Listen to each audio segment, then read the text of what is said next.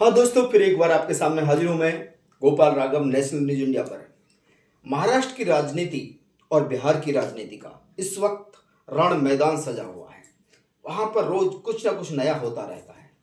महाराष्ट्र की राजनीति में हिंदी भाषा, मराठी भाषा को लेकर के एक बड़ा बड़ा बड़ा संग्राम मचा हुआ है, महासंग्राम, जिसमें राज ठाकरे, उद्धव ठाकरे अपनी राजनीति को चलाने के लिए, अपनी कुर्सी सत्ता पाने के लिए हिंदी का विरोध कर रहे हैं, उत्तर भारतीयों का विरोध कर रहे हैं। दूसरी तरफ उसके विरोध के जवाब में बिहार के नेता, उत्तर भारत के नेता मैदान में आ गए हैं। इसी में एक सबसे बड़ा नाम आया है उत्तर भारत भोजपुरी के सुपरस्टार दिनेश लाल निरहुआ का। उन्होंने राज ठाकरे के बयान पर ऐसा बयान दिया है कि उसको सुन करके राज ठाकरे खुद समझ जाएंगे कि क्या कहना है उनका, क्या उसका वो जवाब देंगे, वो देखा जाएगा। उन्होंने कहा है कि मैं उत्तर भारत का हूँ, मुझे हिंदी बोलना आता है, भोजपुरी बोलना आता है, मराठी नहीं आता है। कोई भी बड़े से बड़ा नेता मुझे महाराष्ट्र से नहीं निकाल सकता। मैं महाराष्ट्र में, मुंबई में ही रहता हूँ।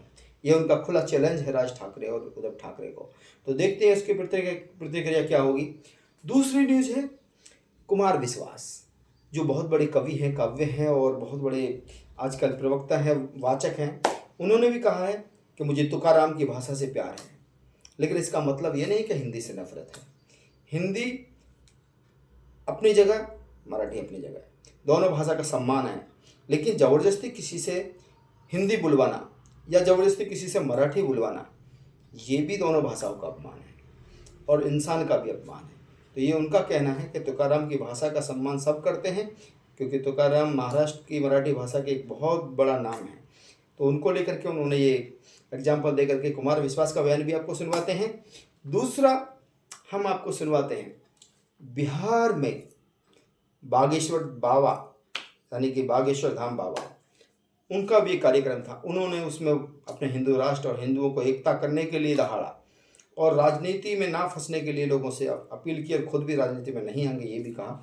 भाषा विवाद से लेकर के सभी विवादों पर उन्होंने सिर्फ एक बात कहा कि हम हिंदू हैं और हिंदू एकत्र होने के लिए जो भी करना पड़े वो करेंगे और करते रहेंगे। उस लड़ाई में वो आगे हैं। दूसरा, बिहार में इस वक्त वोटिंग आईडी कार्ड सर्वे चल रहा है, उसको लेकर के विपक्ष नाराज है, क्योंकि जिस तरह से निष्पक्ष वोटिंग आई कार्ड सर्वे नहीं हो रहा है, उसमें कौन से पेपर क्या लगना है, वोटिंग के लिए क्या जरूरी, वो नहीं, एक अलग ही तरीके से सर्वे हो रहा है, जिसको लेकर के एक रिपोर्ट है, वो हम आपको दिखाने वाले हैं इस न्यूज़ चैनल में आज की। तो आज ये न्यूज़ चैनल पर सुबह की खबरें यही थी, नेशनल न्यूज़ इंडिया पर। आप देखते रहिए सभी रिपोर्ट, और अगर आपको पसंद आए तो हमारे चैनल को शेयर कीजिए, सब्सक्राइब कीजिए और लाइक कीजिए। कि अगर तुम्हारे अंदर दम है तो मैं मराठी नहीं बोलता हूँ, महाराष्ट्र से निकाल के दिखाओ मुझे, रहता हूँ वहीं।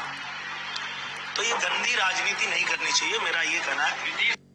अगर कोई इस तरह की बात करता है और किसी में दम है तो हमको महाराष्ट्र से निकाल के दिखाए। अगर मराठी नहीं बोलने पर, मैं नहीं बोलता हूँ मराठी, मुझे निकाल के दिखाओ कोई। मैं किसी भी नेता को खुला चैलेंज देता हूँ कि अगर तुम्हारे अंदर दम है तो मैं मराठी नहीं बोलता हूँ, महाराष्ट्र से निकाल के दिखाओ मुझे, रहता हूँ वहीं। तो ये अगर हुआ मेरे धर्म पर घात तो मैं प्रतिघात करूंगा, क्योंकि मैं हिंदू हूँ, सिर्फ हिंदुत्व की बात करूंगा। एक बात और सुनो बिहार वालों, हम किसी मजहब के विरोधी नहीं है, न हमें मुसलमानों से दिक्कत है, न हमें ईसाइयों से दिक्कत है। हमें तो हिंदुओं में रहने वाले उन हिंदुओं से दिक्कत है जो जातियों के नाम पर हिंदुओं को लड़ाते हैं। अरे जब हम सब हिंदू एक हैं, एक बात बताओ, एक पिता के 4 बेटे हैं तो क्या किसी पिता को एक बेटा प्रिय, एक बेटा अप्रिय होगा? बोलो बोलो बोलो। चारों समान होंगे कि नहीं? चारों प्रिय होंगे कि नहीं? तो हम सब हिंदू हैं, हम सब समान हैं, हम सब आपस में लड़े ना भैया। हम राजनीति के चक्कर में नहीं आए, हम पटना में रामनीति के चक्कर में आए हैं। अगर हुआ मेरे धर्म पर घात, भाषाएं हैं, चाहे वो मराठी हो, चाहे गुजराती हो, चाहे कन्नड़, तमिल, तेलुगु, सब बहुत समृद्ध भाषा है। राजनेता अपने निजी स्वार्थ के लिए व्यक्तिगत वैमनस्य देश के लोगों में ना फैलाएं। सबको भाषा आनी चाहिए। मेरे को भी बहुत प्रिय लगती है तुकाराम की भाषा, और मैं आशा करता हूँ कि ये विवाद जल्दी थम जाए। भाषा प्रेम फैलाती है, भाषा नफरत नहीं फैलाती। मैं आशा करता हूँ कि हमारी माँ और हमारी मौसियाँ जितनी भी भाषाएं हैं, चाहे वो मराठी